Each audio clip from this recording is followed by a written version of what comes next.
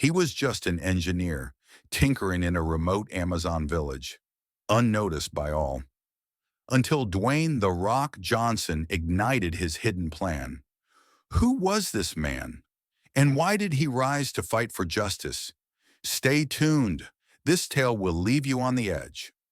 It's Wednesday, July 30th, 2025, 6:40 p.m., plus 300. The Amazon rainforest envelops Manaus, a small Brazilian town along the Negro River, its dense canopy casting long shadows as dusk settles. Inside a cluttered workshop of bamboo and corrugated metal, Carlos Mendez, 54, works with focused precision. His faded overalls are streaked with grease, his hands calloused from years of crafting, his face marked by subtle scars that hint at a rugged past.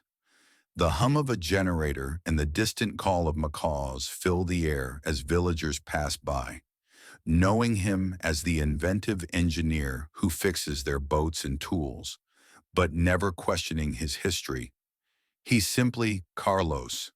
Carlos pauses, wiping sweat from his brow, and glances at a small radio on a workbench, its static breaking with news of a drug cartel encroaching on the region. Armed raids, hostage situations.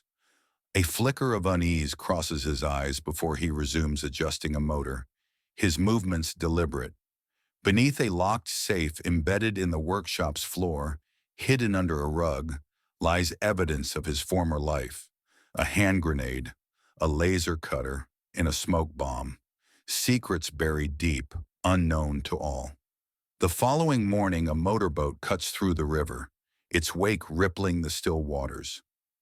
Dwayne "The Rock" Johnson steps ashore, his towering frame drawing curious stares from the townsfolk, part of a global documentary tour to document retired warrior stories. Commandos, assassins, agents. Dressed in a moisture-wicking green shirt, cargo pants, and rugged boots, he carries a camera crew, their equipment reflecting the sunlight. Children gather along the bank, wide-eyed, while fishermen nod in greeting. Carlos, testing a boat engine near the dock, hears the commotion and steps forward, offering a reserved nod. "Welcome," he says, his voice gruff but warm. Dwayne approaches, the humid jungle air filling his lungs, and watches Carlos's skilled adjustments with interest. He notices the man's technical expertise and the scars tracing his arms. This engineer's got a story, he thinks, his curiosity sparked. Carlos hands him a small handmade compass, crafted from scrap metal, its needle steady, and Dwayne thanks him, intrigued by the resilience in Carlos's steady gaze, signaling his crew to begin filming as the village buzzes with excitement. Night falls and chaos erupts. A drug cartel storms the river port, masked gunmen leaping from speedboats, their rifles glinting under the moonlight.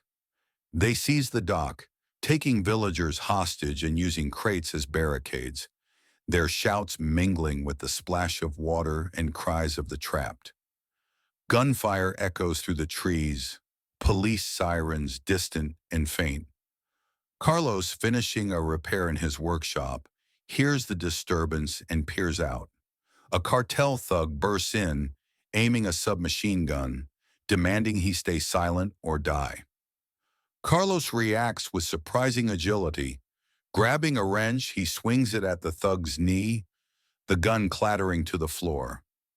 As more cartel members advance, he moves to the safe, unlocking it with a trembling hand to reveal a hand grenade, a laser cutter, and a smoke bomb, tools from his covert days. Arming himself, he springs into action, using the laser to disable a lock on a crate, tossing the grenade to create a diversion, and deploying the smoke bomb to shroud the dock in a thick haze. He drags a hostage to safety behind a boat, his breath heavy, adrenaline surging. Dwayne, observing from a tree line with his crew, mutters, This man's a tactician, his determination growing as he prepares to join the fight. With police reinforcements arriving to subdue the cartel, the port is secured, the village begins to stabilize. Dwayne enters the workshop, finding Carlos calibrating his laser cutter, his hands steady despite the tension in his jaw. He sets his camera aside, leaning against a workbench with a warm smile. "Carlos," he says, "that wasn't just engineering skill.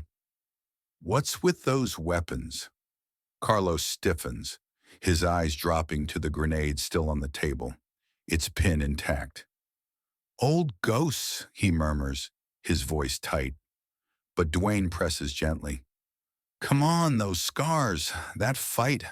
There's a story. Let me hear it." Carlos exhales deeply, the weight of his past rising to the surface. He sets the grenade aside and meets Dwayne's gaze.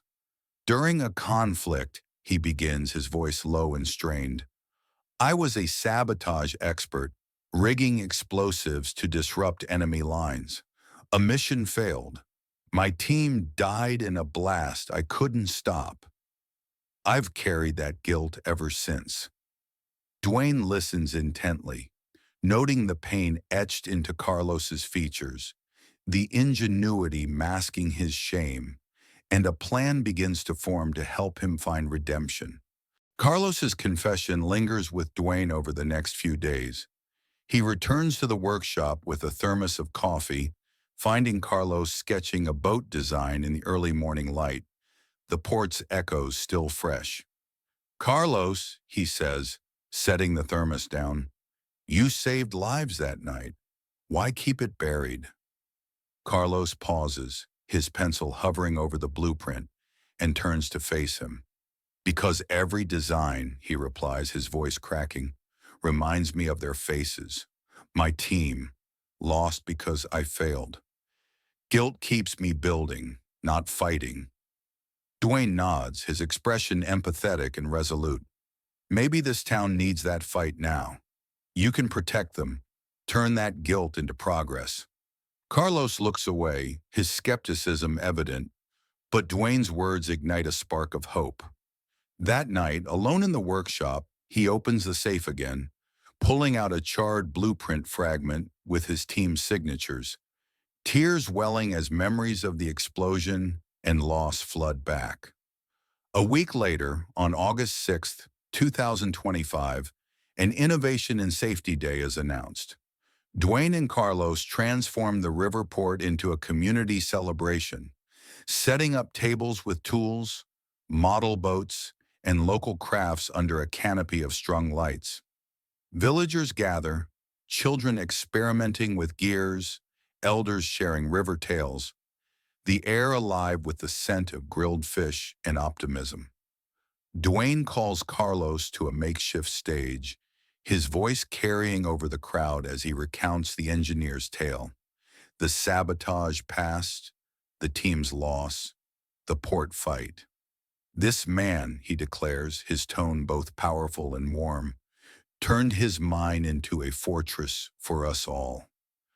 The crowd erupts in applause, some villagers approaching Carlos with grateful handshakes and murmured thanks. He steps forward, clutching the blueprint fragment, his voice shaky but firm. "Justice and innovation are for everyone. I do this for them, for my team." Dwayne collaborates with local police to dismantle the cartel's supply chain, then launches a safety fund to protect the town, rallying the community around Carlos. The port becomes a hub of resilience, its waters reflecting newfound strength. By September 3rd, 2025, the village thrives with a renewed sense of progress and security. Innovation and Safety Day's impact lingers, with locals organizing engineering workshops and patrols. Carlos continues his work, his scars a silent testament to his past, but his spirit now carries a quiet pride. Dwayne visits to bid farewell, presenting him with a hand-forged wrench engraved with Builder.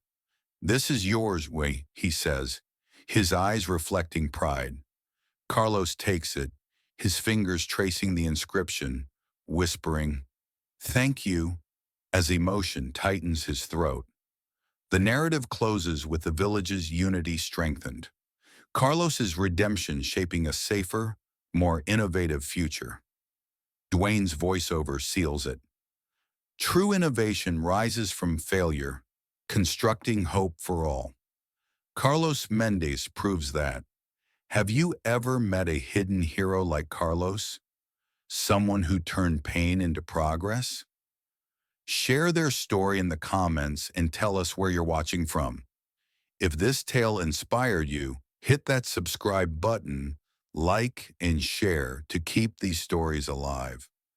Join us next time for another epic journey with Dwayne "The Rock" Johnson.